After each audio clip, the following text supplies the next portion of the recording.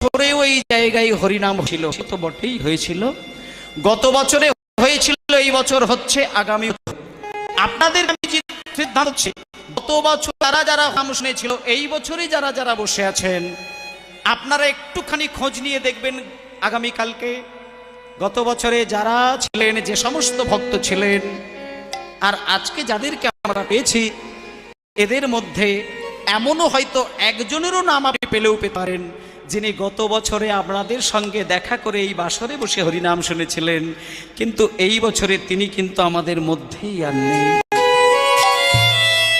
তিনি গোবিন্দের ডাকে জগৎ ছেড়ে বেরিয়ে নিয়েছেন।